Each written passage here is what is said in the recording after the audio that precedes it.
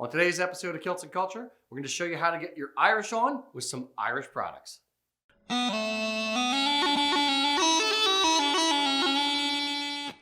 Howdy, boys and girls. Welcome to Kilts and Culture. I am Rocky, and this is Erik. Yo. Today, special treat. We have a all Irish culture and product episode. With St. Patrick's Day coming up, we wanted to kind of give a nod to our Irish products and some Irish culture questions. We get a lot of questions about our Irish products. First thing we want to address is the elephant in the room. The Irish do not have a long 200-year history of wearing kilts like the Scots. Right. However, just because it's a new tradition doesn't mean it's necessarily a bad one. And it kind of started Erik and my gears turning a little bit about what makes a tradition. Where does a tradition start and how does something become a tradition? So it kind of boils down to three stages, if you will. The first stage is an individual.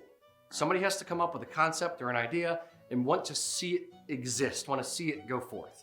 So all things start as an idea.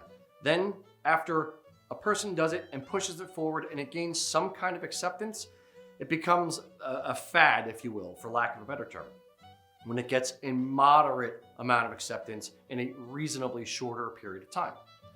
After it's been a fad for a while and it's proven to have some staying power over years or not years, depending on what the thing is, it would become a tradition. So when does something go from an idea or a concept and when is it an actual tradition? We don't have the answer to that. It depends on what the thing is. I mean, if I go to the diner every Sunday for 2 months with my family, is that a family tradition? Possibly. Is just because somebody wore kilts in Ireland for 2 months, does that make that a tradition? No. Does 2 years? Does 5 years? Does 50 years make it a tradition? There is no hard answer for where that line is. But again, it's one of those things where they've been around for a while now, and I don't think they're going anywhere. So it's one of those things where I just think it's going to end up being a good tradition if you don't already consider it a tradition. So that being said, Mr. Mack, let's jump into the questions. What do we got going on today? Where are they going, Rock? They're going nowhere. Going nowhere. All right. That's right. So we have Sam Jenkins asking, is there a tradition of wearing the kilt in Ireland? Good segue. Mr. Erik. Modernly, it's not necessarily much of a thing except for pipe bands. Usually, those are going to be military bands. There are a few civilian bands that to this day do wear kilts. And of course, the most common version you're going to see is saffron. Now, wearing kilts in Ireland goes back about 120 to even 150 years now, basically going back all the way to the Gaelic revival with organizations like the Gaelic League and the Gaelic Athletics Association, and people involved with those trying to get adopted as a national dress. So it's kind of like got a very slow start back then with a few people who were very passionate about it, and it picked up steam slowly throughout the 20th century.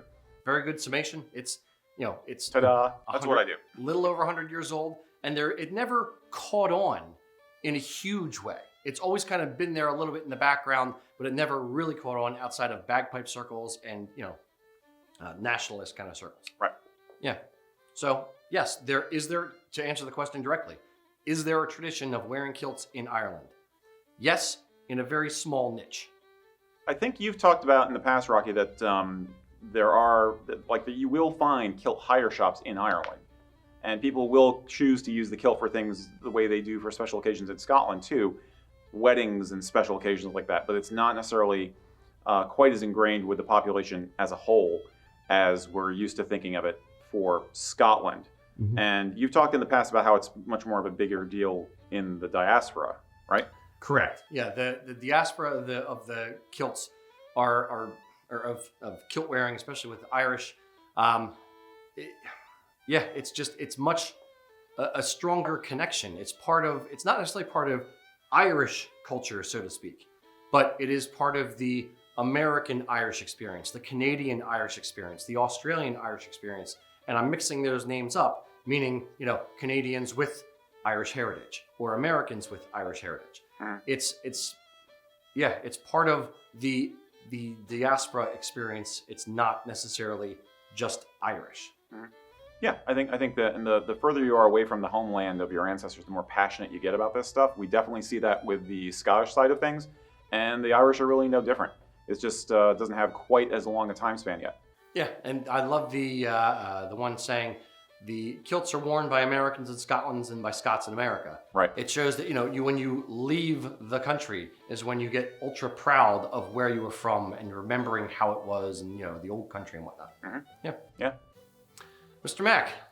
All right, so we have a lot of people ask us to talk about the origin of Irish Tartans. So, what are the origins of Irish Tartans? Irish Tartans are later in the timeline, if you will, than Irish kilts. Irish kilts starting in the turn of the 1900s in solid colors, whether saffron or blue or green. The origins of Irish tartans really start with the Ulster tartan. That one was found in a bog in 1956, I believe, in Ireland, in the province of Ulster. I believe it was, a pair of trews and a vest or cloak or something. Was it Irish cloth that was tailored by a Scotsman? Was it Scottish cloth or Scottish tailor that was brought over to Ireland? There's no origin story of the thing. It was just found. Therefore, it's a mystery. However, it was found in Ulster. Therefore, they gave it the name the Ulster tartan. That was the beginning, the crux, if you will, of the Irish tartans becoming a thing. And that's kind of where it started to snowball a little bit. That's the top of the hill, if you will, where the snowball started. Then in the 1970s and early 80s, there was companies like Pendleton Mills over in the US who were designing Irish tartans, or effectively taking Scottish tartans and changing colors and calling them Irish names. There was a few individuals who were designing tartans and registering tartans with Irish names. Dr. Philip Smith Jr. did quite a few Irish tartans. And then in the 1990s, it really started to roll downhill. You had a few more mills doing Irish names. Strathmore did Ford, Fitzgerald, Fitzpatrick, and a few others. Loch Heron did the Irish province tartans, and then House of Edgar did an entire collection that they called the Irish County Collection. And they did a tartan for every single Irish county and another one that they called Irish National. And that's really the beginnings of the story of the Irish tartans. Now, the only ones with real staying power are the Irish County Tartans. The others, there's a lot of the names, the individual names, are registered, but none of the mills weave them. The Strathmore does weave a few in 11 ounce. Loch Heron still does their reaver weight, which is like 10, 11 ounce in the Irish provincial tartan, the provinces. And then House of Edgar has been by far the most popular of those. With the 32 counties, and those still exist to this day, and those tick along quite well. Mr. Mack, well, who we got next? So just before we get to the next question, you mentioned about the Ulster tartans. Mm-hmm. Now, there's 3 different versions of that, correct? And aren't they based off of how they found them? Yes. 3 or 2? 3. I thought there was 3. I thought there was the red, the brown, and then isn't there doesn't Strathmore do 11 ounce and a tan? It's dog leash. They do it in 16 ounce and they like that weirdish tan color. It's just a variant based on the mill. So I'd say 2. Okay. One of them is, 2 of them are trying to look like, pulled out of the bog kind of thing. And one of them is a red and green variant of how they think it might have looked had it, before it went in the bog. Yes. Mr. Mack? All right. So we have Edward Montgomery asking, are the Irish tartans accepted? I know they're relatively new. Are there good stories behind any of the Irish tartans, and how well do they sell? Sure. The Irish tartans, the Irish County tartans, now we're talking about, none of the Irish counties have actually adopted them as official. So let's start there. Right. Now, through want and usage, they are accepted. There's no real competitor to the County Cork tartan or the other different Irish county tartans. So yes, in that way, yes, they're accepted. In any official capacity, no. How do they sell? I actually got on the phone with Bill Whelan, who's the sales manager for House of Edgar, and he was actually with the company back in '95. He left for a little bit, and then he actually came back in the mid 2000s, I believe it was. Wow. But he's been there for a long time. He knows the story soup to nuts. And I asked him, how do they sell? Like, do they do well? Are they your best sellers or the medium? You know, what's the general vibe? I was a little surprised at his answer. I thought it was going to be, well, you know, the American market, you know, the Irish diaspora in America, that's where they sell. That's, you know, the entire thing. No. He said that from his words, Canadian market is actually the strongest market for the Irish County Tartans. And then, again, quoting him, the American market is second, and you may be able to fit a cigarette paper between the two. So it's very close between the American market and the Canadian market, but he said Canadian market's a little bit better. They also sell well in Australia and New Zealand. And then there's a little bit of a market for them in England, down like London kind of area. And then a few places in Ireland actually sell Irish County Tartans. Now they buy more accessories, whether it's neckties, whether it's scarves, those kind of things. The kilt market for the Irish County Tartans is definitely Canada, US, Australia, and New Zealand. So yeah, it's an interesting thing. To me, it speaks to the American experience of Irish heritage, or the Canadian experience of Irish heritage, where you're folding in different symbols, whether they're new or old, of your heritage into either your daily life, into wearing kilts, into your pipe band, whatever. But it's a neat way to express your individualism and your heritage, even if it wasn't expressed that way in Ireland hundreds of years ago. Yeah, I find it interesting because the cliche you always have is that like the Irish are all like New York and Boston, right? So like it's the American thing, and Canada is all the Scots. And you think about the Scottish based kilted regiments of the Canadian forces, like in World War II and World War I, stuff like that. I don't think about there being an Irish immigrant population in Canada, but yeah, of course there is.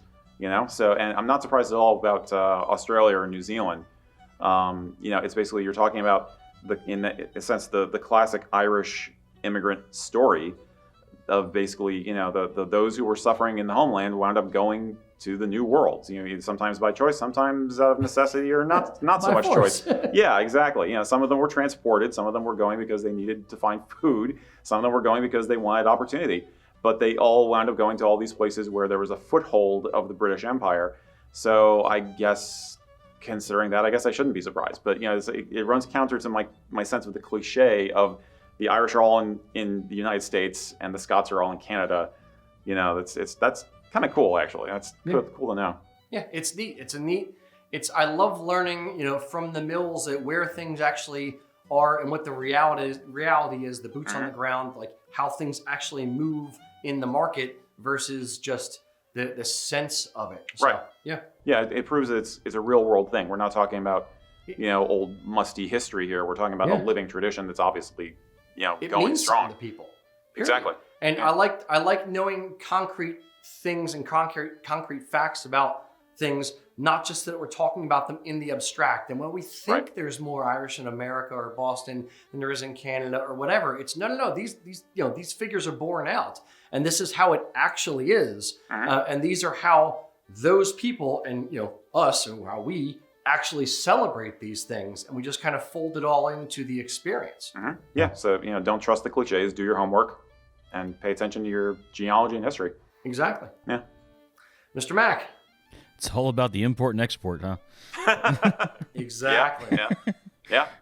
All right. So we have Scott Rogers asking, are solid color kilts more traditional or more correct for the Irish? Are solid color kilts more correct or more traditional? Yes and no. It goes back to the question of how long is a tradition a tradition? How big does a thing have to be before it's the tradition or not the tradition? So the solid color kilts, saffron, blue, green, yes, they were worn before the Irish County Tartans or the Irish Tartans. The Irish Tartans starting, again, one in 1956, the majority in the 70s, 80s, 90s. The solid color kilts are older, yes, but they were worn by many, many fewer people than now wear Irish County Tartans. So if you want to be historically a little bit more historical minded, I won't say correct, I'll say historically minded, then sure, maybe wearing a saffron kilt or a solid blue kilt is fine. And that started again, early 1900s. If you want to be, but from my data that I have, as far as, the number that we sell, we sell 10 to 1 Irish County Tartans, or probably more than that. Mac, you could probably speak to this as much as me. County Tartans to solid color kilts. Yeah, I think we will increasingly, we're having people from Celtic heritage in general wanting to do a more historically inspired look.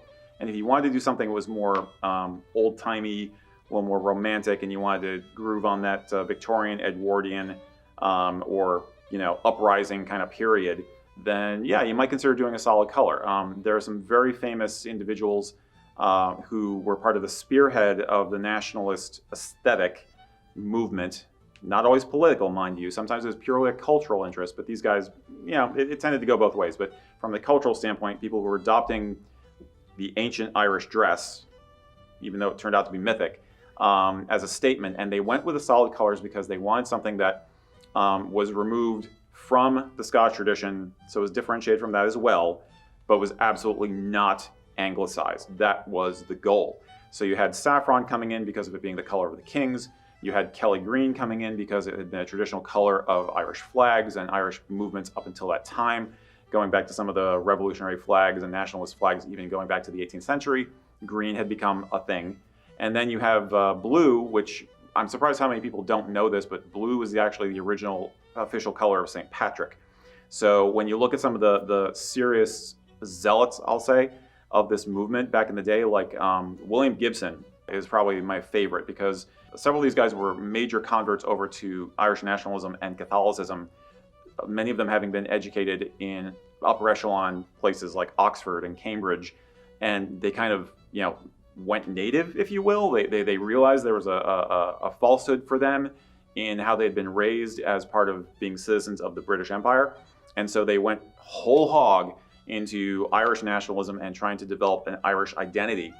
And so you have these fantastic pictures of these guys. Again, William Gibson is my favorite, where they're in this whole get up with with the kilts and with Irish knotwork styled accessories and all this stuff. And some of their brooches were great.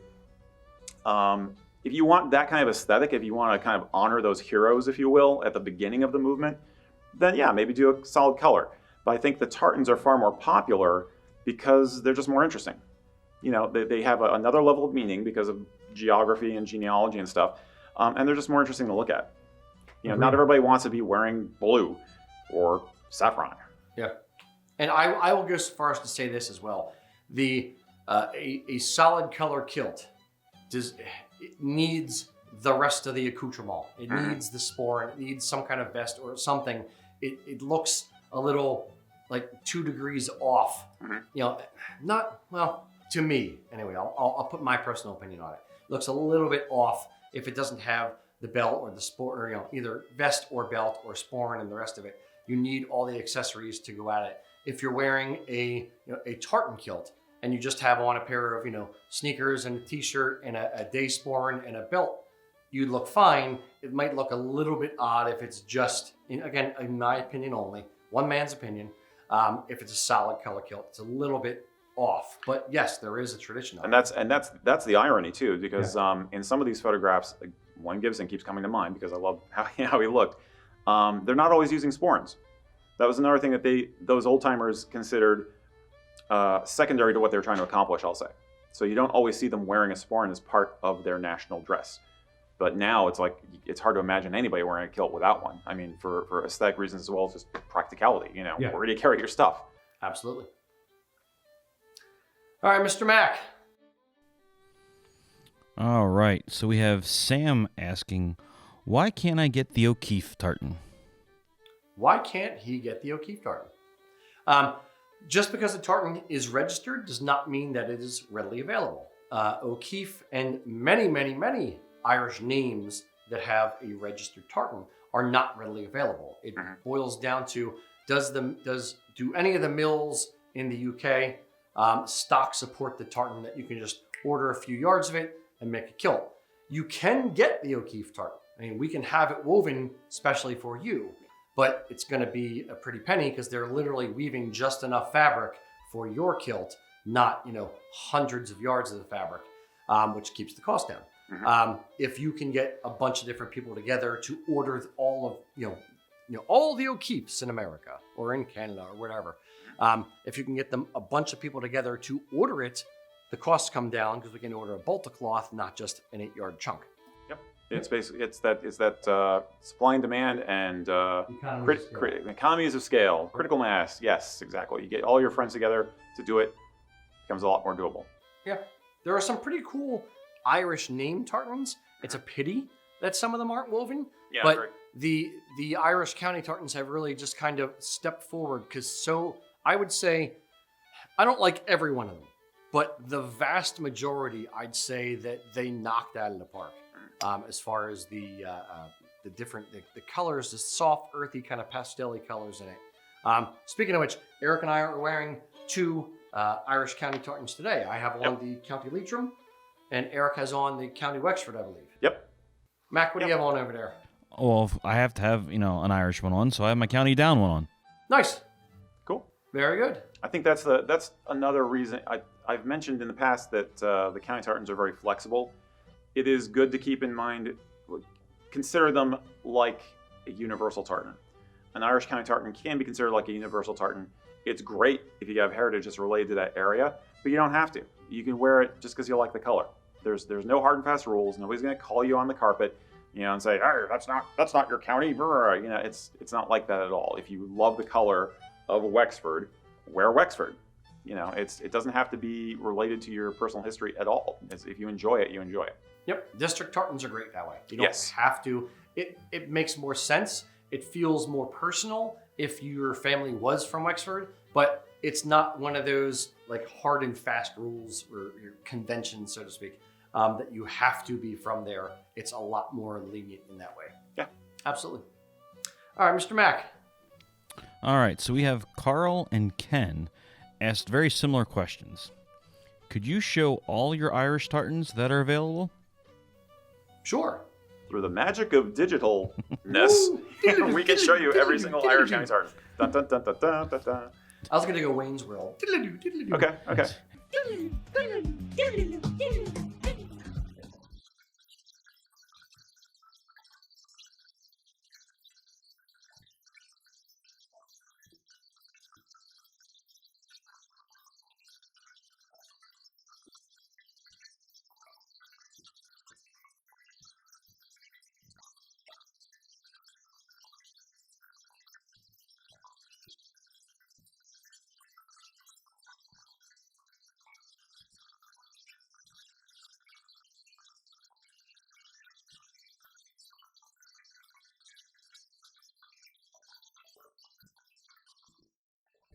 They are back here behind me in the showroom. I don't think you want me to go out and pull out a whole bunch of neckties, but yeah, and you got them over there with the scarves too. Yep. Yeah. Yep. One more reason you might want to someday consider visiting us in person. Yeah. Get to see the stuff and handle it. Yeah, it's the Irish tartans are, as we said, they are beautiful, and we're not just blowing smoke. They are honestly good-looking tartans. They're very, very well designed. Yep. And they make them in scarves, in neckties, in kilts. Or we make them in kilts anyway. Sashes, table runners, whatever. You can do a lot of different things in the Irish County tartans, and there's a good range of colors and a color palette to kind of work within if you're trying to do something for your home or whatever. Mm-hmm. So, true that. Indeed, quite. Mr. Mack. Alrighty, so we have Steve Sanders asking, I'm in a Celtic rock band and want to wear a kilt on stage. Any suggestions? Sure. What kind of kilt? I would say this. I would probably do either a casual or semi-traditional to start with. For budget reasons, depends on the size of your Celtic rock band and how much money you're making. But I'd probably start with a casual kilt or semi-traditional. because they're machine washable. You can sweat in it. You can, spill beer on it. You can spill water, whatever you want to spill on it, and just throw it in the washing machine between gigs. The casual kilt and the semi-traditional kilt are models which are unique to USA Kilts. Rocky and his team invented them way back in the day. Casual kilt is basically what we sell for athletic purposes and casual wear, as the name implies. It is a Velcro closure. It is less cloth.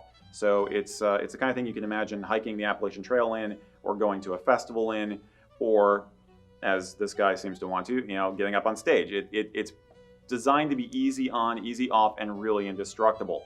The fabric that we use for those is polyviscose, which is basically a polyester rayon blend. Polyviscose is the British term for it. And it is also Teflon coated, so it is stain resistant, easy to wear, light, very good for heat.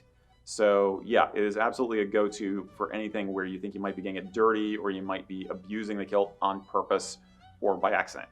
Now that said, you can dress them up pretty well. You can't really dress up the casual kilt too far. Its sweater is about the most as I dress it up. Right, but I don't think in this case he's trying to dress up. But the semi-traditional kilt is essentially equivalent to the 5-yard wool kilt that we make. But it's just the polyviscose fabric instead of the wool. So that brings the price down and, again, makes it machine washable, very easy care. Yep. Now, tartans. Let's talk about tartans. Let's rap about tartans, Eric. Okay. So what tartans? Irish rock band, or is it Celtic rock band or Irish rock band? It says Celtic rock band, but I'm going to assume for this episode, Irish rock band. Okay, sure. Yes. Irish. We're going to correct you. It's an Irish rock band now. Whether you like it or not. So Irish tartans in PV. We have mostly universal tartans, not really the county tartans, because they're mostly available in wool because they're owned and copyrighted by House of Edgar. But we have Irish Heritage, which is black and 2 shades of green and a white stripe. That's a really cool one. It shows off well on stage. Ireland's National, again, it's got the tricolors in it, and then some like charcoal and black kind of colors. We have Tara. Any other Irish ones we have, or? If you want something that's brighter color, you could go with Celtic Nations, which is actually a red-based tartan, and that is a true universal. I mean, that's one you designed. Yep. But that's basically it's called Celtic Nations because it has all of the base colors of all of the flags of the Celtic nations in it. So if you happen to have, I don't know if the band is like all individualist or if you're trying to have a unified look, but if you had one guy who's Welsh and one guy who's Scottish-ish and you're playing Irish music and you're Irish, that'd be good because you got everybody represented there. Very bright color, so it'd look good on stage, especially if you're playing festival stages, stuff like that. But otherwise, my personal favorite is Tara. If it's more of a folksy, kind of low-key, mellow kind of a vibe, then I would go Tara. If it's more punk rock or metal or something, I'd be tempted to do Irish Heritage. Yep, yeah. Absolutely. Yep. I agree. But we've done tartans just for bands. Oh yeah. The pub crawlers out of Maine. Right. We've done Albanac. We did a tartan for Dropkick Murphys. Yep. We did. We did the personal one for Scruffy Wallace too. Yep. Scruffy's tartan himself. Mac, any other Irish bands that we did tartans for? Would you consider Kudu? Kudu, yes. Yep. We didn't do Kilmaine Saints has a tartan. We didn't design it, but we've made kilts for them. Right. I'm trying to think of any other Irish bands. I think that's about all that we've done. But we're ready to do more. Exactly. Yeah, I mean, it's kilts are an awesome way to broadcast what your band's about for sure. It doesn't have to be a unified look. Sometimes it is, sometimes it isn't. Yeah, and some bands, when bands design a tartan, sometimes they just design it for themselves. Other bands will design a tartan and want to use it for marketing, for lack of a better term, for merchandise and that kind of thing. Yeah. So it depends on where you want to go with it. If you want it just for yourselves, if you want to, let everyone have it, if you want to sell it, if you don't, whatever. Tartans are a cool. It's a great symbol in general. I love when bands use it and company. Like I love the all incorporate the all inclusiveness of tartan and how like different companies, bands, organizations, groups, families, whatever, all use it just for the symbolism that it has. It's the cool. I just love it. Period. Right, and honestly, it does look good on stage. I mean, we always talk about the swish effect for anybody wearing a kilt, but if you're performing in a kilt, you've got the option to really just kind of move across the stage and dance and just look awesome in motion. So there's that factor also. Absolutely. Yeah. Just don't flash the grannies in the front row. Just avoid that. You're fine. How many grannies are at Celtic? I don't know. There's some pretty rocking Rock grannies. My grandmother drove a Trans Am. She had a yellow Trans Am, gold eagle on the hood and everything. Interesting. So yeah, Interesting. Like the entire front row, all blue hair. it's possible. All right, Mr. Mack. Now, as you guys were talking about the PV material, I just had creating another marketing a video for you is just having someone stand there in a casual or semi-trad and just people throwing buckets of random stuff like Kool-Aid, water, coffee, just on them. Yeah. Well, we got to find those pictures of the Tough Mudder where the dude's like jumping over fire, crawling through mud, just completely drenched head to toe, comes out of the race a mess. Mm-hmm. And then he sent us these pictures and we're like, dude, you gotta send us pictures after you clean yourself up. And he sent us, I think we have pictures of him after the race, after he's gotten cleaned back up. And it's just normal. It's wonderful how easy it is to clean off. Yeah, we have a lot of people who do like Spartan races and stuff like that. Yep. In it. Yeah. I'll throw in an odd shout out for the Kilts and Culture tartan. If you want something that's universal and because it's kind of earthy, looks pretty cool for Irish vibe too. Yep. Hides mud well as well. Hides mud and blood and Exactly. whatever else people throw at you when you're on stage.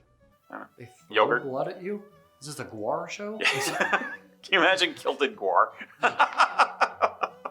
Oh my gosh. The guar heritage tartan from USA Kilts. Yeah. Maybe not. Rest his soul. Indeed. Guar. Because that's what we talk about on the Irish show.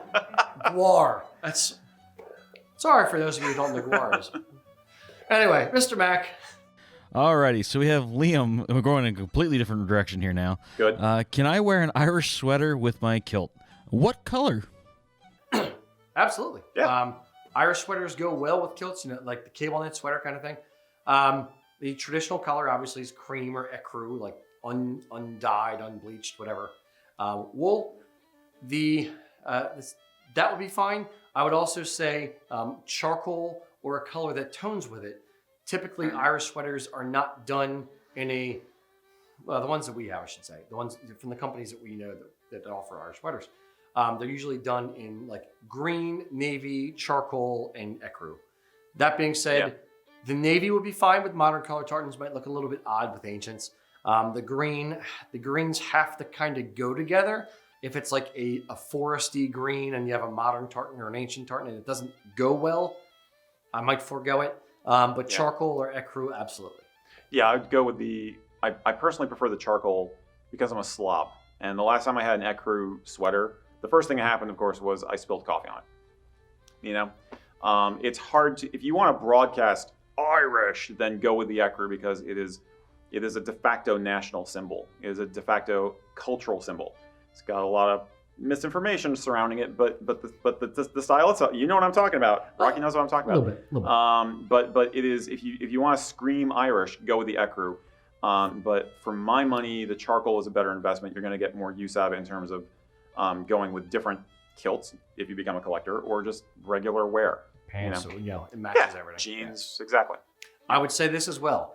If you are a silver fox, you're a man with a bit of gray up top or a little bit of gray in the beard, check out the gray. Absolutely. Gray tweeds like Erik and I have on, gray sweaters. Right. They make you look more distinguished than you are in some cases, but they definitely add a level to your look, and they definitely make you feel a little bit more distinguished. 100%. Yep. Mr. Mack. No, Erik. Yes. I have a question for you. Okay. Ecru sweaters. Yes. Now, if you're going to wear an ecru sweater with your kilt, would you then, based on the top matching the kilt hose thing, would you then wear cream colored hose?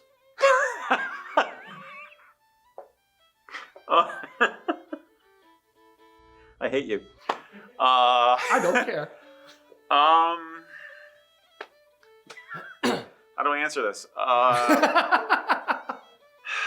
for those who don't know, we have a rather unfair but very valid bias against cream hose here, because many moons ago, the kilt hire industry in the UK and then bagpipe bands and such got into doing cream hose because they were easy to provide, and you didn't have to worry about color matching. You just give everybody the same color hose, just cream. There you go, done. And a lot of people now consider them to be very traditional and very formal. They're not. And we kind of dislike them here. They just look like a rental outfit. They look kind of phoned in. But we also often tell people that it is advisable to do a top and bottom matching with your colors. Like if you're wearing a green tie with your kilt, you might want to consider having that toned green in the flashes or in the kilt hose that you're wearing. Top and bottom balancing in your outfit with the kilt in the middle, kind of bringing everything together in the tartan.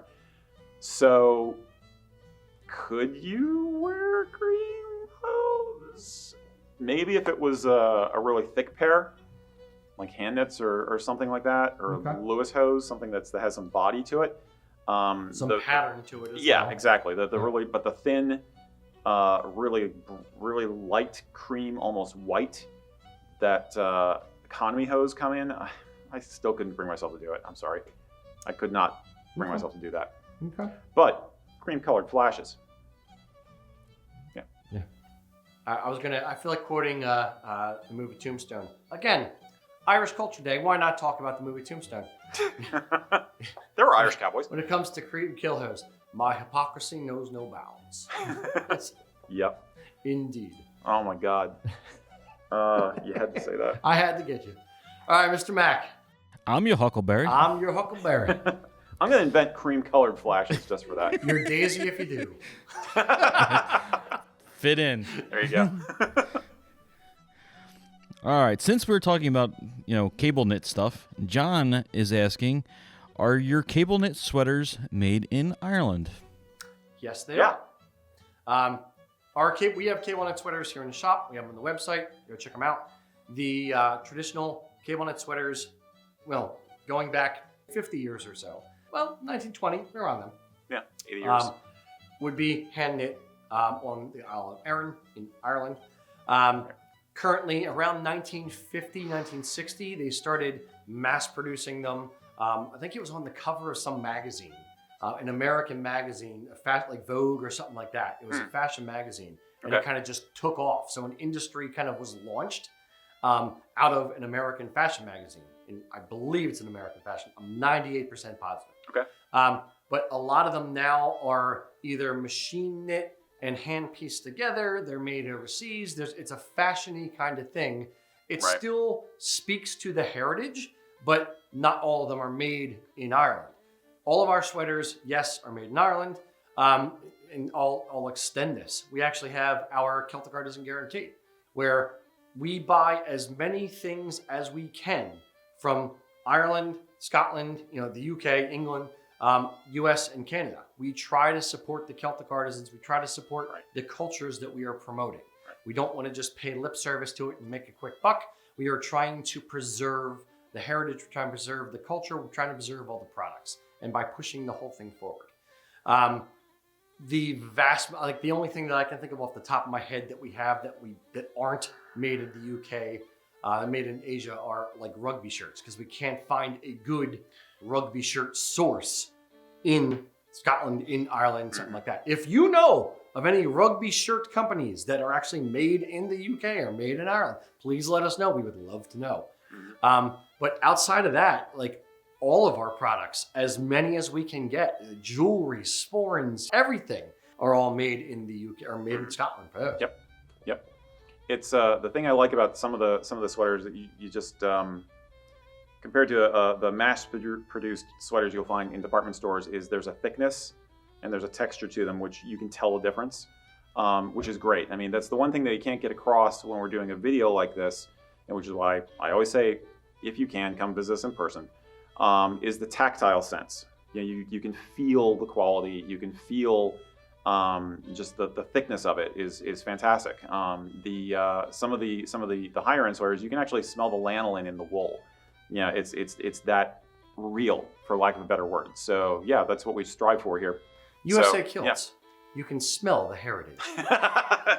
Oh, you sure can, especially after that big haggis breakfast we had. And the scotch. The Kilcannon. And the whiskey, yes. Indeed. Yeah. All right. Mr. Mac. But Eric, can you hear the ba? Can I hear what? Can you hear the ba? The ba? Ba? The ba. I Well, sometimes. I thought you said bat, and I'm like, a roll? Can I hear the roll? Long day here at USA Kilts with snow and forecast. Yeah.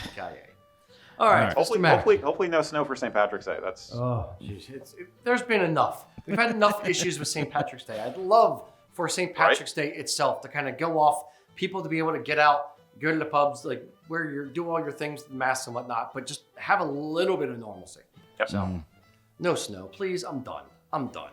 Mr. Mac, Yeah, no snow in the next question. So we need St. Patrick to chase all the snow out. snow snakes. Indeed.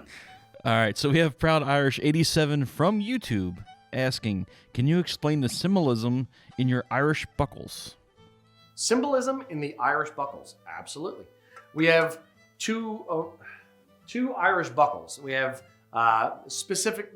we have the Irish Clan Crests buckles, and then we have the Irish Harp and Claddagh buckle, and then we have one that I have right here, which is our Irish double harp buckle. This one we designed here in the shop, where we took certain elements that are very, very strong in Irish heritage and wanted to incorporate them into a buckle and make it sort of a wearable piece of art. We didn't want it to be cheesy. We didn't want it to be just bright green shamrocks. We wanted to have something that was a nice, classy, heavy statement of Irish heritage. So we have the two harps on the front of the buckle with some classic knotwork around the corners. We have the Trinity knot in the center, and then just to kind of as a nod to the shamrock on the four corners, we have little tiny shamrocks, subtle, understated, but still there to just give a little bit of a nod to it. But the very centerpiece are the two harps, which are modeled after the harp that's in Trinity College in Dublin. Right. They call it the Brian Boru harp. It does not date back to his time period, but indeed. But it has become the de facto model for all Irish harps on the flags and other art forms. Indeed. So that's the symbolism in our Irish buckles. Yep. And I think that's the key. Is I've always liked, not to sound like a kiss up, but I've always liked the term that you use as a wearable piece of art, because that's what all this is about. I mean, if you're not trying to have that kind of sense with it, you can just go out wearing some coveralls, or jeans and a t-shirt. It really is about something that's going to give you satisfaction to, feel and handle and then put on and show off. It is art. That's the whole point. Yeah. And we don't want it to just be a Scottish, plain Scottish buckle with an Irish, shamrock slapped on it. Right. We want it to be, designed from the ground. We designed it from the ground up to look like a wearable piece of art, to look good, to look like it was classy and designed specifically for this purpose, not just an afterthought. Yeah. If I may, heritage, not a costume. Indeed. All right. Mr. Mac, what else do we got? Are there, speaking of symbols, are there any other symbols used to represent Irishness other than the harp, shamrock, or... The Claddagh? Claddagh, yes. Claddagh. Yes, we have... There's... The harp, the shamrock, and the Claddagh are the most recognizable, the most obvious symbols of Ireland, the most used, overused in some cases, symbols of Ireland. The other strong symbols, I would say, in general, are just knotwork, and one of my favorites is the Book of Kells. I mean, there's a lot of beautiful symbolism, like the zoomorphic kind of figures in the Book of Kells. Zoomorphic meaning animals which have knotwork bodies, and there's knotwork entangled in the animals. There's, dudes pulling on each other's beards all intertwined. There's, dragons, eating people. It's a weird book, dude. Right. But there's a lot of beautiful symbolism in the Book of Kells, in the Book of Darrow. There's like a few different Irish manuscripts that have beautiful knotwork in them and beautiful zoomorphic stuff. Yeah, that's where my brain was going. The only other symbol that's as powerful in people's imaginations as the big three would be the Celtic cross.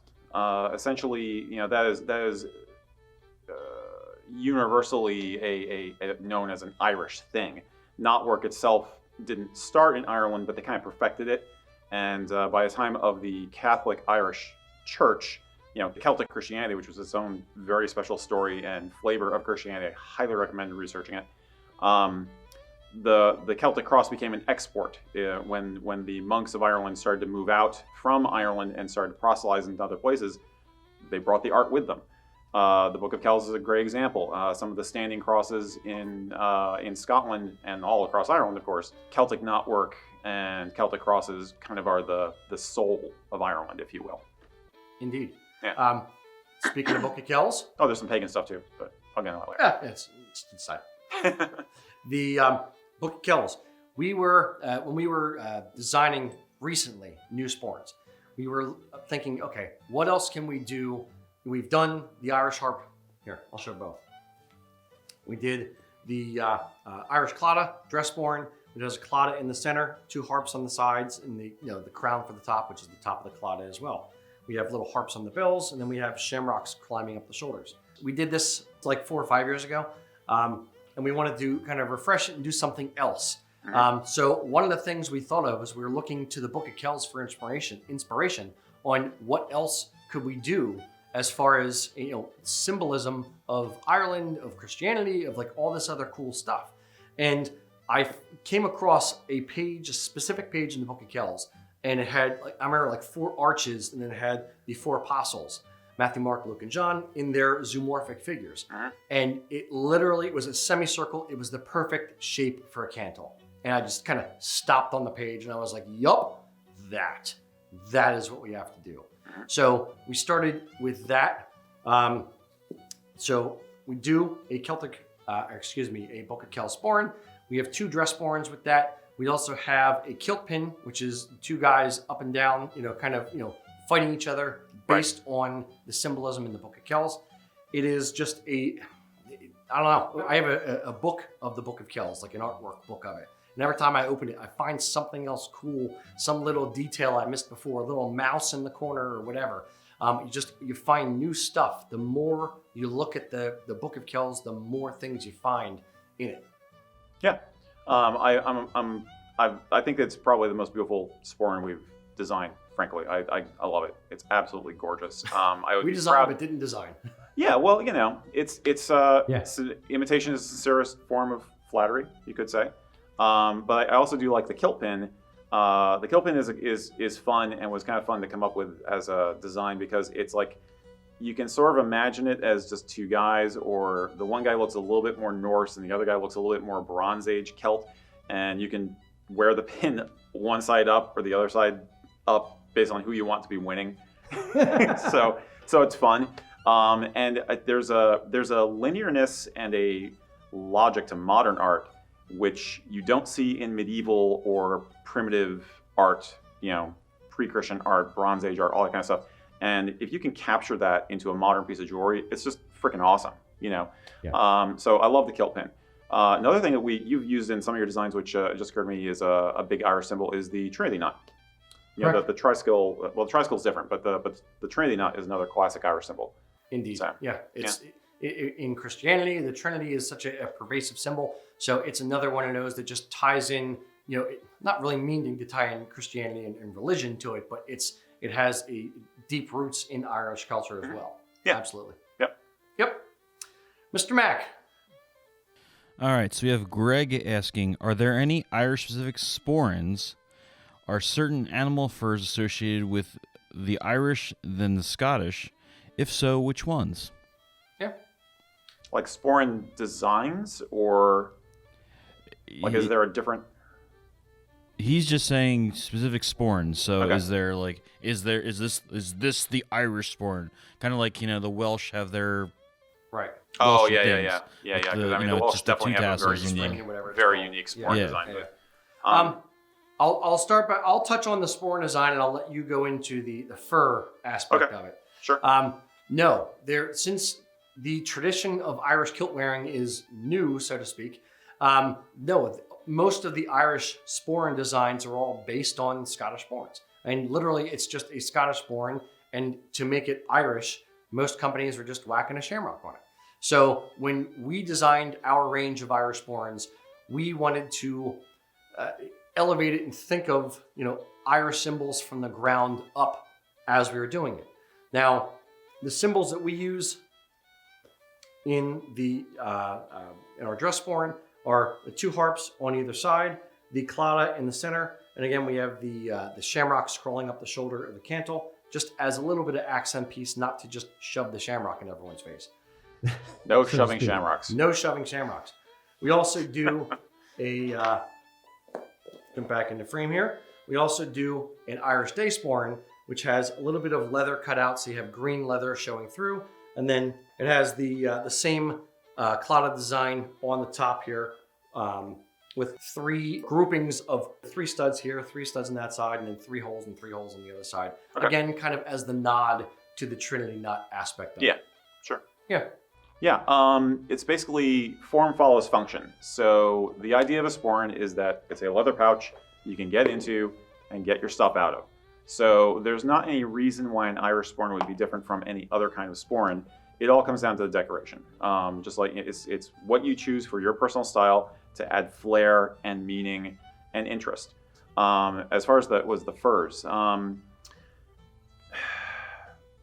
there isn't really an official Scottish fur either. Let me just say that. I mean, the closest you might come is like, seal is very Scottish, and goat hair, because of the Victorians, is very Scottish. But other than that, it's just whatever somebody thought looked good at the time.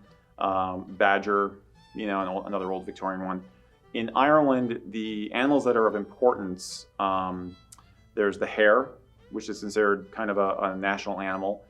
There's the red deer, which is also considered kind of a national animal. But those are kind of relatively recent. The funny one to me is, we talked about the Book of Kells. Luke, his spirit animal, his spirit... Get the pagan to talk about the Christians. Is always going to work great. His symbol is a bull. And that actually harkens back also to other Irish traditions of bulls and cows being a symbol of royalty and a symbol of virility and a symbol of wealth. Basically, like many cultures going back into the Bronze Age, cattle meant wealth, cattle meant power, cattle meant strength. So as humble as you might consider the bovine pelt on a sporran to be, as opposed to fancy red fox or whatever, it's actually very traditional. It is a power animal for ancient Irish culture, going back thousands of years. So, yeah, I mean, don't worry too much about it. Go with what you think looks good. Yeah. But if you want to add a little extra pizzazz in your imagination, something that bring out to talk about at cocktail parties, then it's bovine, because the bovine cattle was very important to the ancient Irish kings. That's legit. You can say that if you want to. Yeah, but it's really for the fur of a sporran. It relies much more on personal preference than any kind of provenance like that. Yep. If you like the musquash, if you like the red fox, if you just like plain leather, if you like bovine, whatever you like, go with that. I wouldn't put too much emphasis on what type of fur it is. I wouldn't even put too much emphasis on, does it match my kilt and that kind of thing. The sporran kind of stands on its own. Mm-hmm. So, yeah. Yeah. Indeed. Mr. Mack. Alrighty, so do Irish surnames have clan crests? They do, I believe. Yeah. We actually carry Irish clan crest belt buckles, sporrans, kilt pins, all this stuff in the same. It's similar to the Scottish clan crest line, but it's a little bit different. The Scottish clan crests have a belt that surrounds the actual crest, and then the motto of the clan on the belt. For the Irish range, they have, instead of a belt, they have a circlet of a Claddagh with the hands and the heart at the bottom, and then they have on the actual circle, which isn't really a belt, but the circle, because there are many different spellings and variant spellings of Irish names, they just put the Gaelic spelling of the name. So it's a neat way to kind of honor the heritage, but not worry that, oh no, my last name is Ford without the E, and this one is with the E. So it's not mine, but it's it's just the Gaelic spelling of Callahan or Doherty or whatever. Yeah. And Doherty is actually probably a better example of a name that's spelled like 5 or 6 different ways based on phonetics, based on heritage, based on coming through Ellis Island and someone not knowing how to scribble it down. Yep. And spelling is a modern convention anyway. Standardized spelling is actually very modern. Yeah, I mean, it's similar to how a Scottish crest is based on the helmet crest in the coat of arms of the family. The Irish crests are similarly designed. It's basically based on, what some knight back in the day would have as a decoration on the top of his helm. The concept of using that for decoration with a kilted outfit is very much Victorian. It did not really exist and was not really done prior to that. So again, we're talking about something that started in Scotland as a tradition, and then the Irish, tradition as it got, stronger and was gathering steam, guys wanted that too. So it was natural to apply the same thinking to produce a similar kind of jewelry. So you have the cap badges and you have the kilt pins, same functionality, same symbolism, same, hey, I'm one of those too. When you're at a festival and you get to show off your family heritage, and it's a conversation starter, like so many things in this. Prior to this advent, most Irish kilt pins that you'll see and brooches are very much designed around penannular brooches, which is a piece of medieval technology. You can see many beautiful examples of that in museums. And again, the nationalists liked that, and it spoke to the ancient times of Ireland, so they would use a penannular brooch shape for their pins. But by far, the Clan Crests are more popular. Agreed. More trivia you didn't really need, but that's what I'm here for. And it's cool how they the one company we get stuff from incorporates it into different types of accessories for the outfit. I mean, we have Clan Crest kilt pins, we have buckles, cap badges. You have it on the sporran. I don't think they do the cufflinks in the Irish names, but there's a lot of different products, and some people will say, okay, I want everything Clan Crest. I want the kilt pin, I want the belt buckle, I want the sporran, I want the cap badge, I want the tie tack, I want everything in my Clan Crest, skin dews, whatever. And other people will say, no, I just want, a few of the pieces. I want to have just the buckle and the kilt pin. It's kind of, they space it out and then do other symbols for the other parts of the outfit. So but that's really a personal preference. Some guys love to go all in, others will kind of, mix and match. Yep. Mr. Mack. All right, so we have a lot of people ask us this question. What is the difference between a formal Scottish kilt outfit and an Irish kilt outfit? The difference between a formal Irish outfit and a formal Scottish outfit really just comes down to the accessories. The tartan or solid that's being worn is either going to be Scottish or Irish. Other heritage as well, German or Welsh or whatever. The jacket, is it a Prince Charlie jacket? Is it a Brambaroo? The accessories, do they have Irish symbolism on them? Are they Scottish symbolism? Or is it just really nothing? Like the sporran that I have on here with no particular, leaning. It's not Scottish or Irish. It's just a sporran with some Celtic knotwork on it. Right. So there are different ways to incorporate different symbolism or lack of symbolism, if you will, into the outfit. There's no right or wrong way to do it. As I said, it's, some people want to have all the Irish stuff head to toe. Other people want to have, a little bit more understated, just, plain kind of things with a little bit of accents.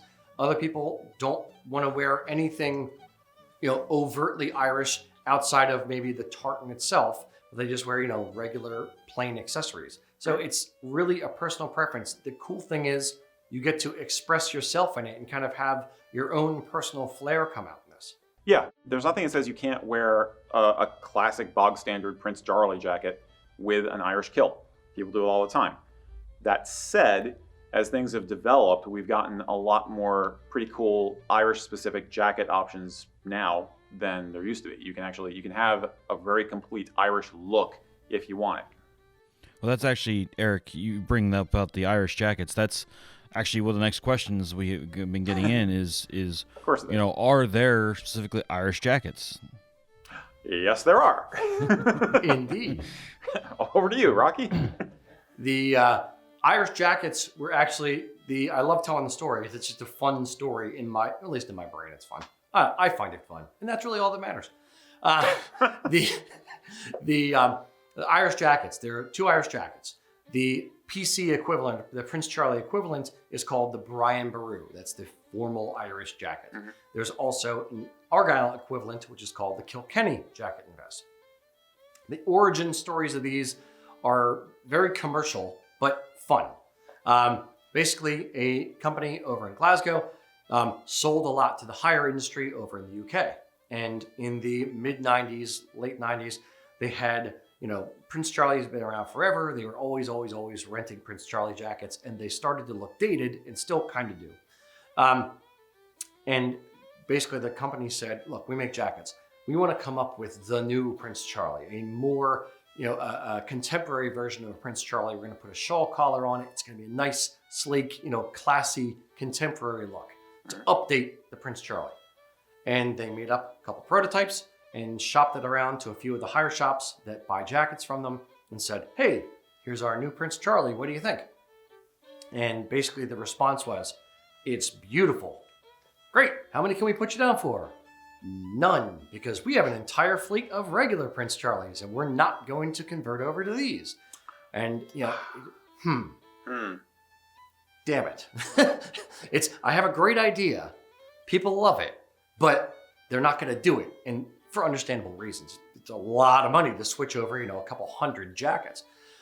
So what he did was he said, okay, the Irish Tartans are a thing, and that's kind of picking up and going along, but there's nothing else to go with the Irish outfits or to differentiate them from the Scottish outfits. So let's make this jacket that is a contemporary Prince Charlie. Let's call it a Brian Boru. Give it some Irish buttons, give it a little tweak, change the cuffs up a little bit, and then make it an Irish jacket with an Irish theme. It's not really based in history, but it has Irish elements to it. And then I said, okay, well, we have the Argyll jacket and vest. How can we tweak this to update it a little bit and give it an Irish slant so that it can be helped to celebrate Irish heritage, not just Scottish heritage and Scottish buttons. So that's really the origin story of the Irish jackets for wearing with a kilt. I think most Highland dress, most kilt wear is like that. Somebody who wants to sell somebody something comes up with an idea. I mean, the history of tartan is full of that kind of thing, So it's an ancient and honorable tradition of guys wanting to find a way to sell an option to the people. I mean, why do you think modern tartans and ancient tartans and weathered tartans? Because it gives people options. Exactly. People. I'm going to stick on this for half a second. There's nothing wrong or weird about that. Every tradition starts somewhere, and it's with an idea. Again, it's how it evolves over time and who and how broadly accepted it becomes. It's not dirty because it started off in sales. It was a good idea. And whether it's a good idea that somebody made money off of or just a good idea, a practical idea, whatever it is, it's still a good idea. So I have no qualms with it becoming a thing and becoming broadly accepted. It's just the neat, true origin story of it versus some BS mists of time that somebody else is going to spin on it or put a marketing spin on it. Yeah. It's the truth. Yeah. And I love knowing that little factoid and knowing the true origin of it, where in Scottish kilt wearing, there's not a lot of origin stories, like real origin stories. Like, where did the kilt come from? Who wore the first kilt? When was the first tartan invented? All these things are kind of lost to time. So part of what we're trying to do is memorialize things that we know, some opinions, but things that we know as well, and just, make sure it's put into the annals of history. Put on wax. Exactly. Yes. I actually think they kind of did a great job with the jacket anyway. I actually prefer the Brian Boru to the Prince Charlie. The Brian Boru has a shawl collar and is very much inspired by turn of the century British Army mess dress uniform jackets. So it has that kind of elegance to it. Again, if you're going for more of a vintage look, if you want something that's kind of timeless but old-timey, it's a great option, as opposed to a Prince Charlie, which has these peaked lapels, which scream jazz age to me. The shawl collar, in my opinion, is more elegant, more Victorian looking. It's great. It's a great option. I would highly recommend it for anybody who wants a formal jacket for getting married in. The Kilkenny is just a nice jacket. It's flexible, similar to the Argyle jacket. It will get you by for a lot of different situations. You can get these in different colors. It's not very common that people order them, but there are different color options in the Barathea wool for these jackets, which is another way of differentiating yourself if you want to. Yeah, they do green, like bottle green color, or rifle green, I think is like a super dark green. Yep. And black are the most common two colors. The problem I've always had with the green, I don't even think we put it on the website. The problem I always have with the green is it's neither fish nor fowl. It's not like a day wear nice tweed jacket or something like that. And it's not super dressy. It's green. It looks very good with saffron kilts. I will say that. But it's not easily dressed up to formal kind of level. To me, it definitely feels more like a piper's thing. It feels more like a parade uniform kind of an option. Yeah. Now, similarly, you can get Kilkenny stylings, Kilkenny jacket stylings on a tweed jacket. So if you wanted to throw a little extra Irish flair into a tweed jacket and vest that you're considering, you could do that. Of course, there's always the Harp buttons, which are very popular and easy accessory to add to any of this stuff if you're getting it made custom. Harp buttons most popularly are either in pewter. There is a bronze version available, which I could see doing for a tweed for day wear. So, yeah, like an antique bronze. Yeah, exactly. Yep. Indeed. So yeah, there's some really cool Irish options for jackets. Yep. Mr. Mack. All right, since we outfit a lot of bridal parties in the shop, why don't you guys touch on a typical outfit for a wedding with an Irish slant? Sure. All right. Irish wedding. Let's there's obviously wedding parties can range from, beach wedding with flip-flops up to formal, black tie, yada, yada, yada. Right. Let's focus on the upper end. In the lower end, it would just be, whatever kilt, whatever shirt, and whatever grandfather shirt. Correct. And a semi-dress sporran. Yeah. Let's look at, we'll start with formal. So I will give a typical formal, and Erik chime in as needed. Okay. Typical formal black tie outfit for Irish accessories. Let's start off with a kilt. Would be either a 5-yard or an 8-yard kilt in an Irish county tartan or in saffron, or an Irish, like Ireland's national Irish heritage, something like that. Irish universal. Yes, a universal Irish tartan. Thank you. That's the kilt. Jacket and vest. You could do the Brian Boru jacket and vest. That is the Irish equivalent of the Prince Charlie. Has little button chain closure in the front, shawl collars, and gauntlet style cuffs versus the Braemar cuffs and open in the front. And it does not have peaked lapels, as I said, shawl collar. Shirt would be a wing collar dress shirt, typically a bow tie. It's a lower cut vest. Again, the lapels on the vest. The kilt, sporran, dress sporran. You can do an Irish dress sporran, fox. What are other options we have for the Irish dress sporrans? Leather, fox, musquash. And musquash, exactly. You can do book of kells, sporrans, or some kind of dress sporran. You can do Irish, you don't have to. Kilt pin, we have Irish Clan Crest kilt pins. We have Irish Harp, Irish Shamrock kilt pin. If you want to add the stereotypical shamrock to the outfit, I like doing it there because it's just a little piece. It's not, screaming shamrock. Kilt hose, typically you wear a pair of kilt hose to either offset the top or, balance you top and bottom, or pull out a color in a tartan. So for, the one that I have here, I could wear charcoal gray to kind of match the jacket, or I could wear a pair of, Lovett blue or Highland blue kilt hose to pull out the blue stripe that I have in the kilt. And then for the shoes, a pair of ghillie brogues or a pair of wingtips, something to that effect, a nice pair of dress shoes. Did I miss anything, parts of the outfit? I don't think so. You could mention the skin do. That'd be the only thing. Skin do, cufflinks, and I missed the optional fly plaid. So, right. Skin do is the knife that you stick in your sock. There are some with Irish symbolism in them, others that are just plain. It's effectively a letter opener. Stick it in your sock. The wing collar dress shirt typically has French cuffs. So you can do Shamrock cufflinks, you can do Harp cufflinks, you can do knotwork cufflinks, just, or just whatever cufflinks you have. What was the other thing we said? Fly plaid. Right. Fly plaid and the brooch. Exactly. Fly plaid and brooch, you can wear, you do not have to wear. It's if you're going to wear a fly plaid, formal is where you would wear it. Fly plaid is the big cape-looking thing that hangs down the back and goes down to about the bottom of your pectoral muscle in the front. Then you wear a big honking brooch up here by the shoulder. Again, you don't have to wear it. You can, you don't have to be formal. Any other thoughts for formal outfit? I don't think so. I think that's pretty much it. I mean, you could possibly add a pocket watch. They have the watch chain showing, but it's that's pretty much the whole thing. Okay. Now, semi-formal or, smart day wear to semi-formal. So if you're going to have like a tweed wedding, maybe an outdoors wedding, maybe nice suit equivalent, not quite a tuxedo equivalent. You can do a Kilkenny jacket and vest.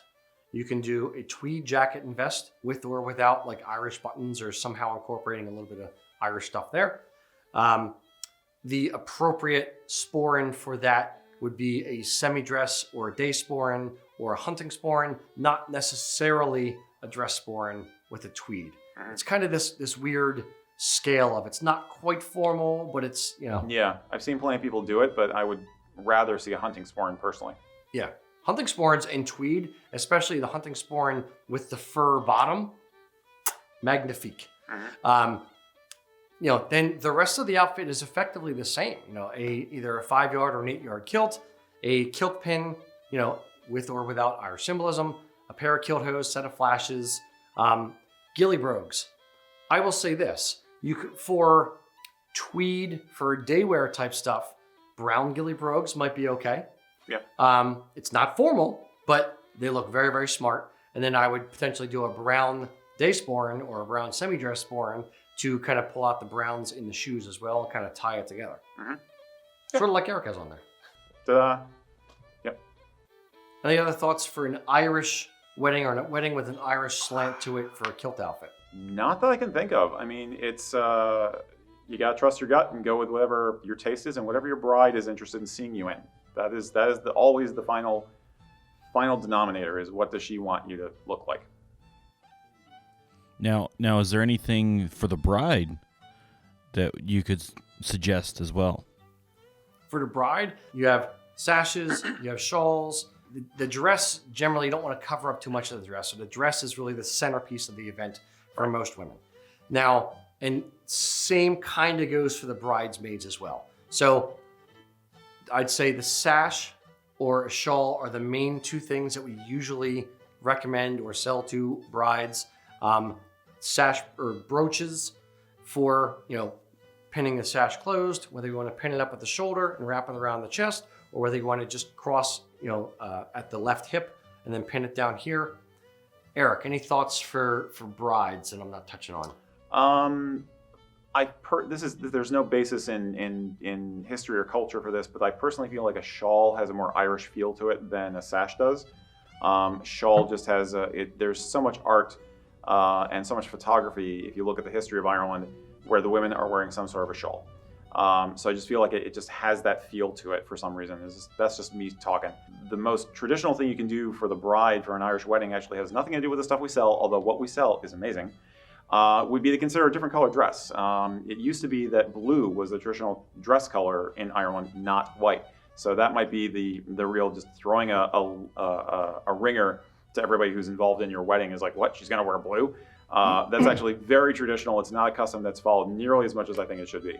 Other than that, yes, incorporating either a tartan associated with your family's heritage or having your groom put his family tartan onto you as part of the ceremony. Again, the sash that Rocky mentioned, those are all perfectly valid traditions, and it's whatever you feel is most aesthetic. There's no hard and fast rules. Indeed. It's a lot of this stuff, it's the symbolism that you are imparting on it. This is the American or the Canadian experience of having Irish heritage. This is not how it is done in Ireland. This is our own way to incorporate the heritage into the ceremony. It's what it means to you. It's not how it was done, but it's how we want to do it. We meaning you, meaning I, meaning whoever, it's involved in the ceremony. That's what's important. Mm-hmm. Yeah. Make it magical. Yeah, Exactly. I mean, the other thought I had was even about like with the bouquets, even having a piece of tartan wrapped around there, using it more of an accent piece in that aspect. So. You can do all kinds of things. You can put tartan on the not on the altar, on the lectern, is that what it's called, Mac?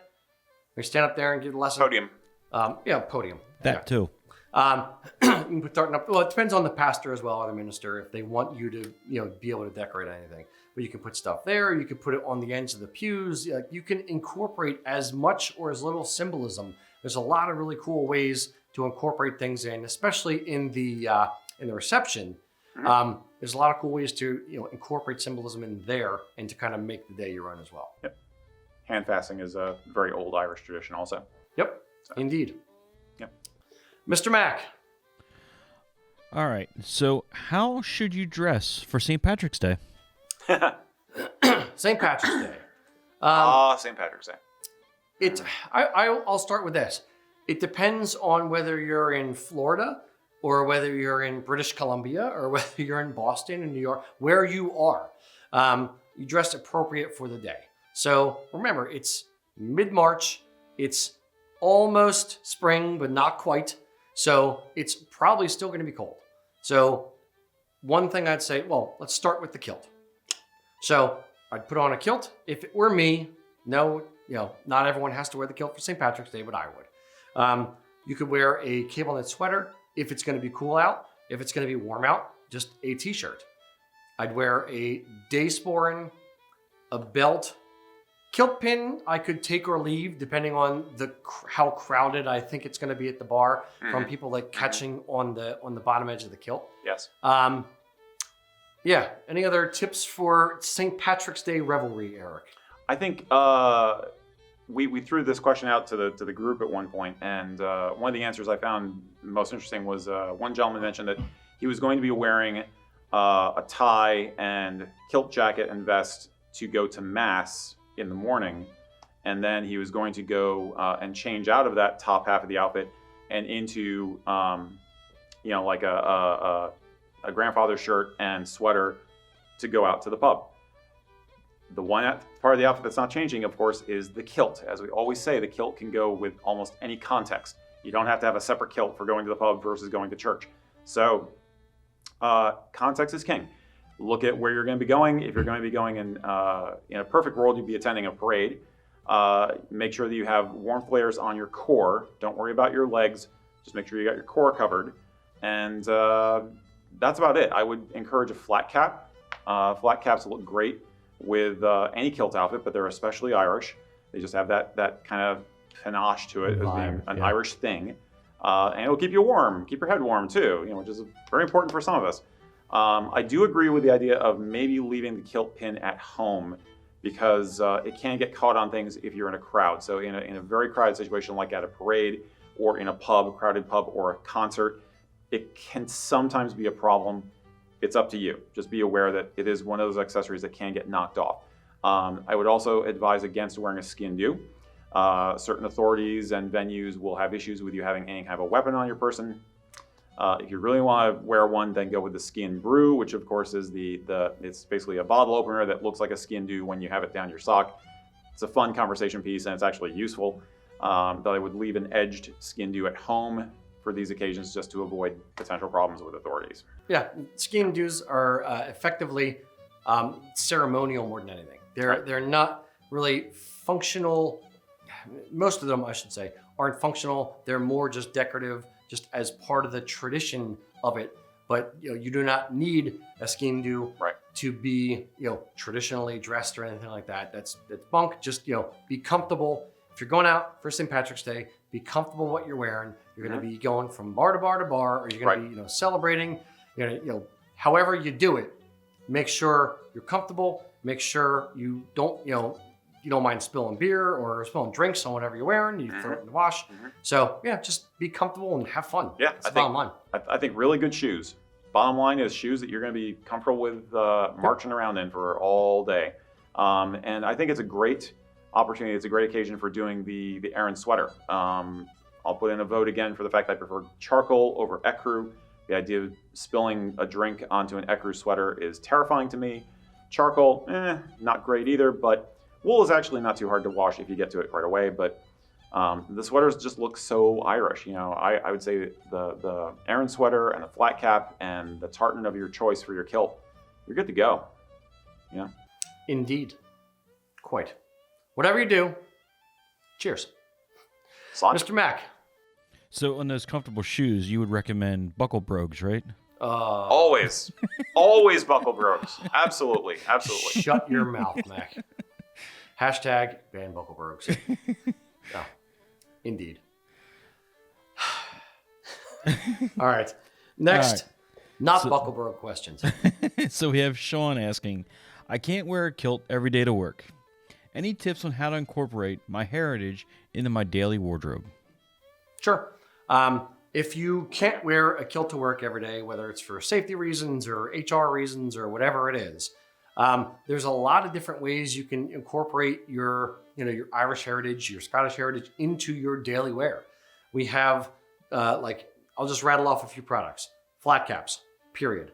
I love flat caps.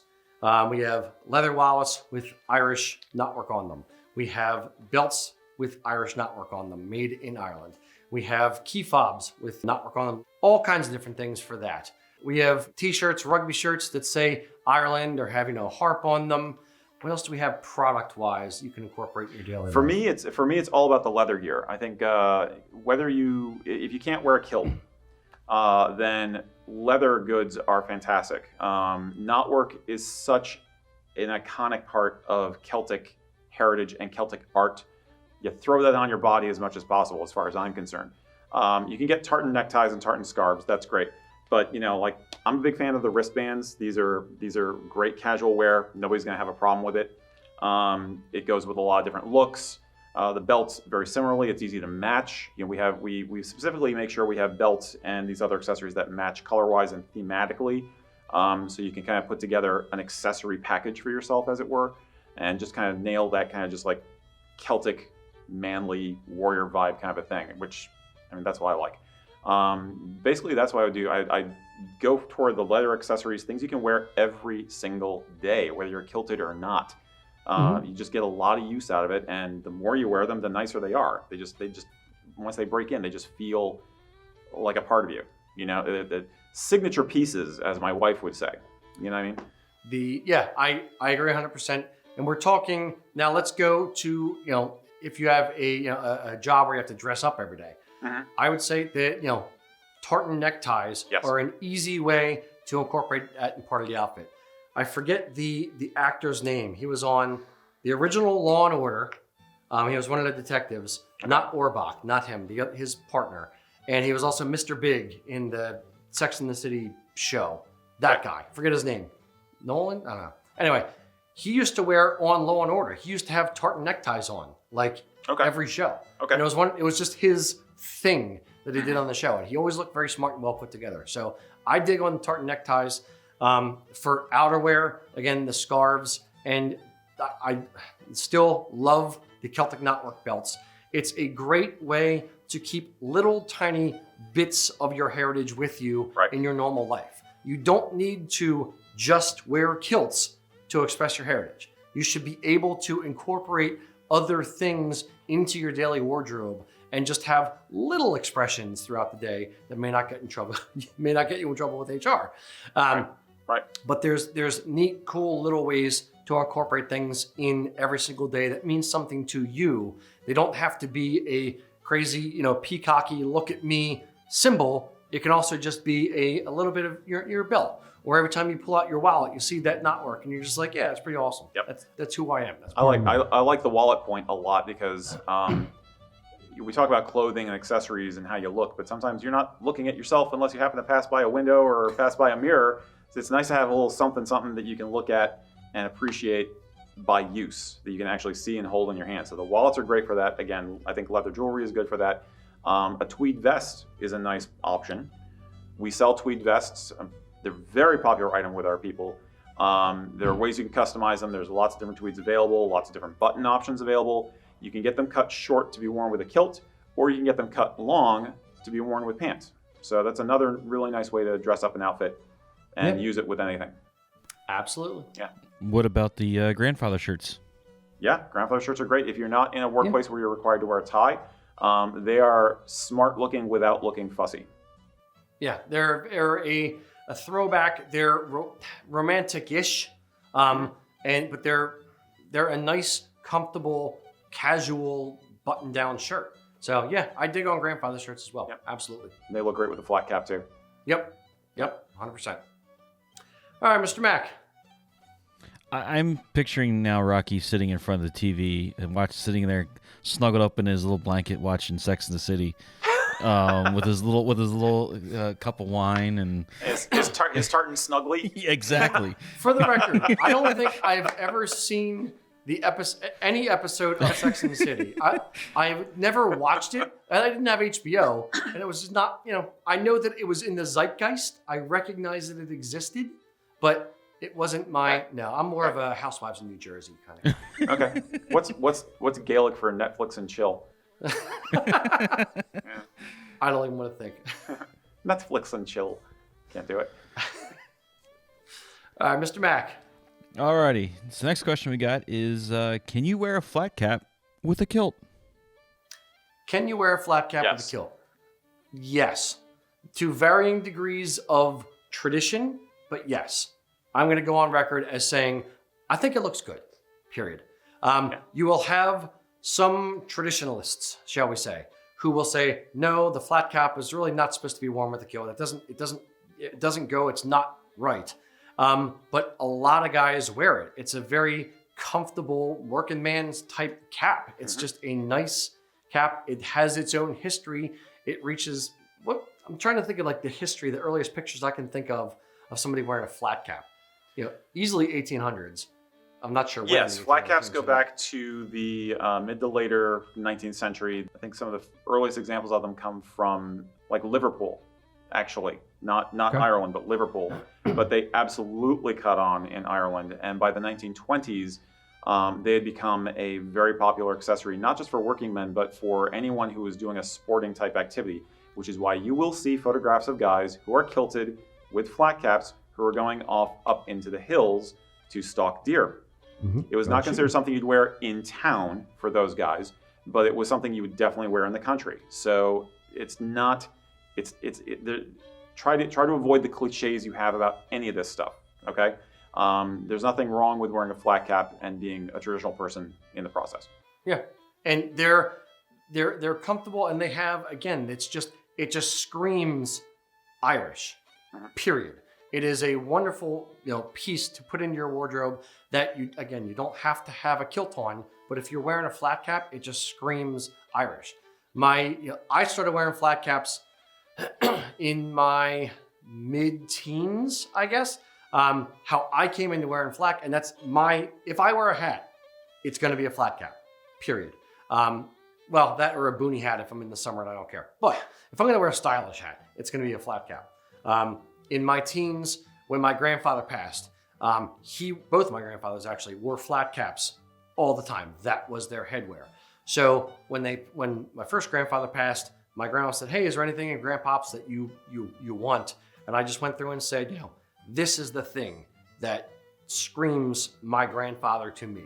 So I took his collection of flat caps and I just started wearing them, and it just became a part of my wardrobe, became a part of who I was. And that was neat to have that connection with my grandfather in that way, wearing his actual flat caps. And even after I worn them threadbare, I continue to wear flat caps just because it's a nice traditional looking cap that's extremely functional, and it's I don't know, I just love it.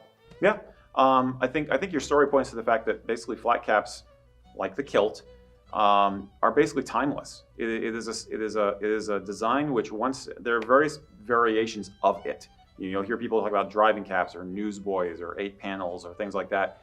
By far, the classic flat cap has become a timeless style. It looks in perfectly in place, whether it's 100 years ago or 100 years from now, I bet. Tweed being a huge factor of that. Probably the one modern innovation that's come along with flat caps is just making them out of things other than wool, which is why we offer a wide variety of tweeds.